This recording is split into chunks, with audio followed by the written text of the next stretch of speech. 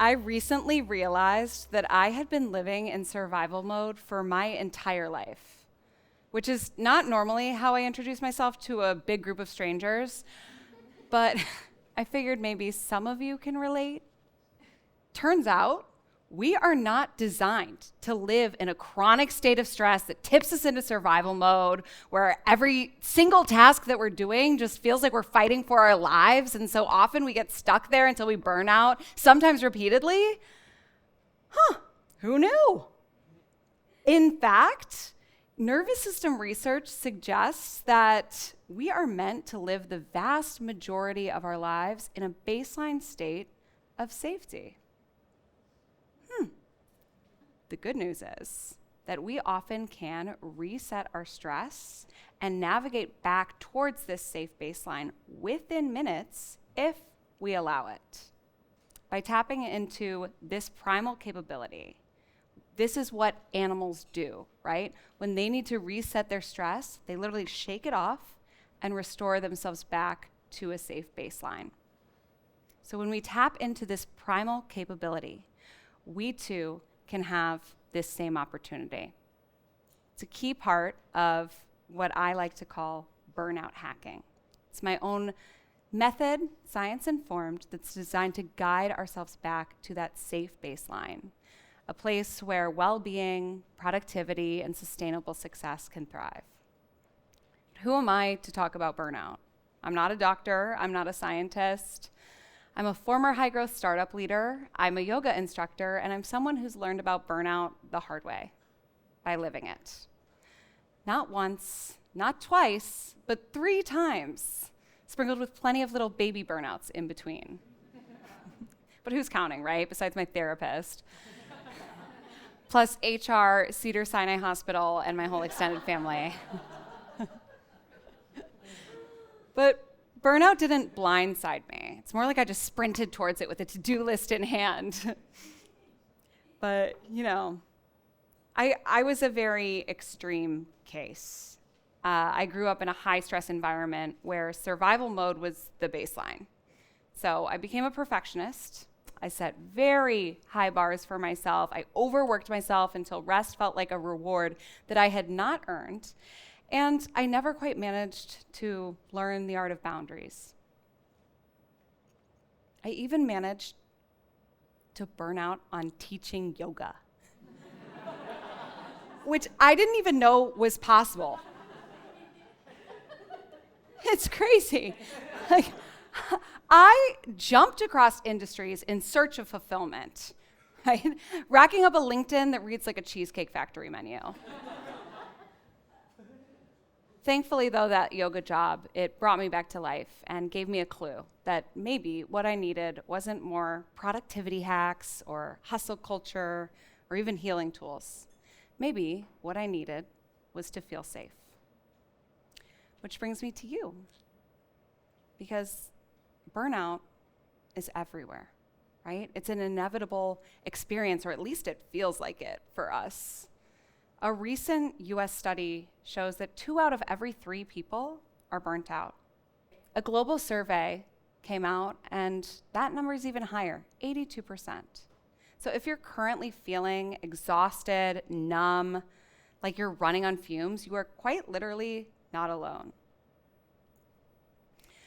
But however, burnout can look and feel different for each of us, depending on which of the 4 survival states that our systems activate automatically in order to try to protect us, right? This happens no matter what, and it looks different.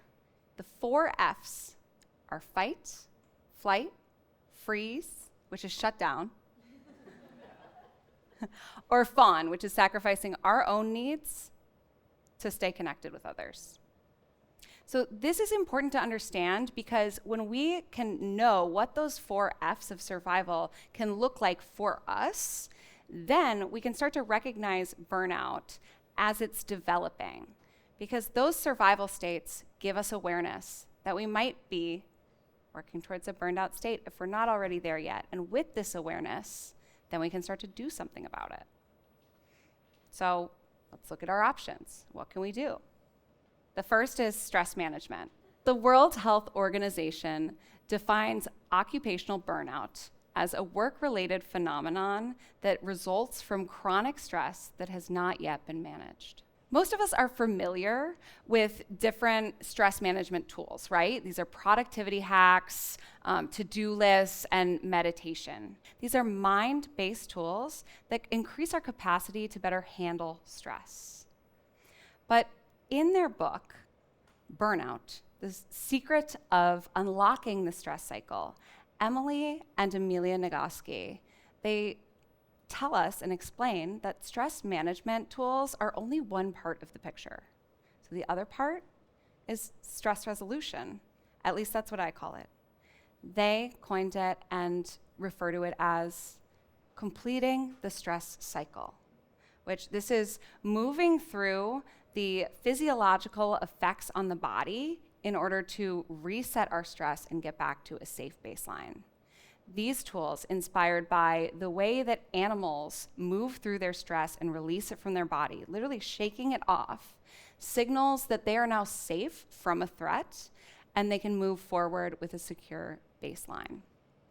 So understanding stress resolution is incredibly important. I consider it to be a huge part of the burnout equation, and yet for some reason, the Nagoskis were one of the first to actually even bring this into the forefront of the burnout conversation.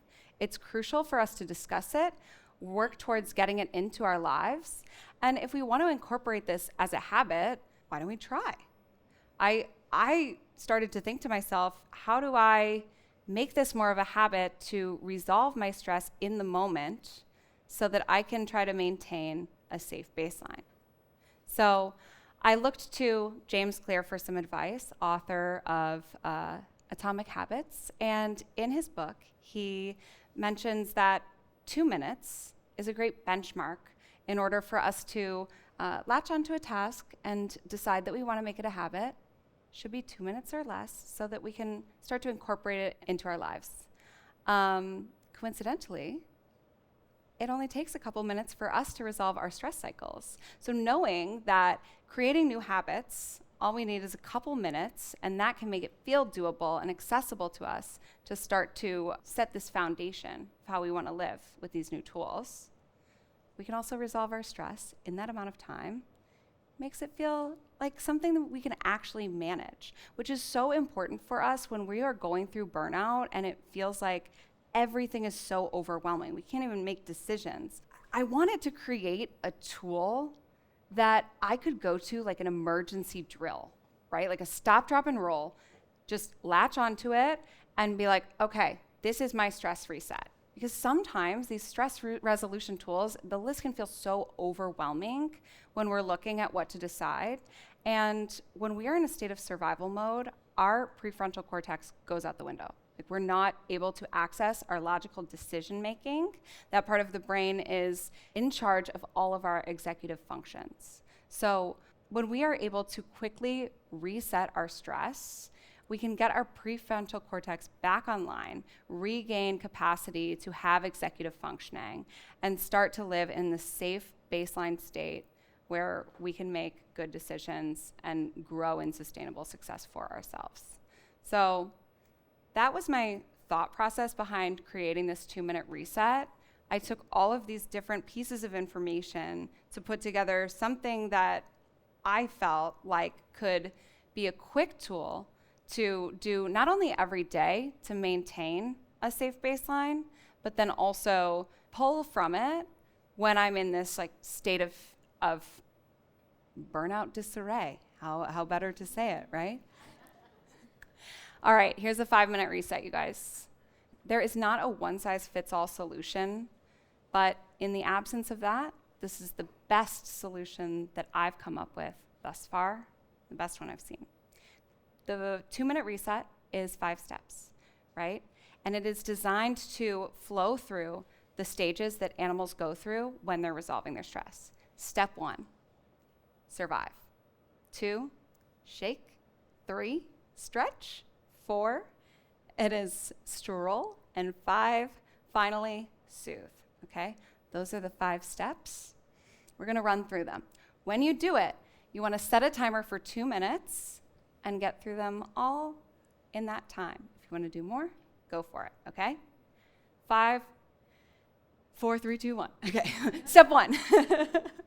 Survive. Punch, kick, fight for your life, and say, not today, stress, not today. You fight it off, right? Activate your body, get it moving. Step 2, shake. Shake, let the stress just fall off of you. You can make this one fun, okay? And I know what you're thinking. If you're like, oh, this is out of my comfort zone, I'm sure that there's stranger things that you've done for 2 minutes, right? Shake your body, make it fun, okay? Step 3. Step 3, stretch. Make your body big, right? Spread it out. Oh, yes, back row, I love it. Maybe you yawn. Be seen. It's a big world out there, okay? We're not hiding or staying small. Step 4, stroll. Take a nice, easy, breezy little walk. This signals to your body we're not running anymore, okay? That was step 1. Now, 4, we're bringing it down. Nice, deep breaths, soft gaze, look at the horizon, and check out the whole world of possibilities in front of you. Finally, step 5, soothe. Spread your feet wide, give yourself a little hug, hum, and tell yourself, I am safe. I am safe. You are safe. Thank you.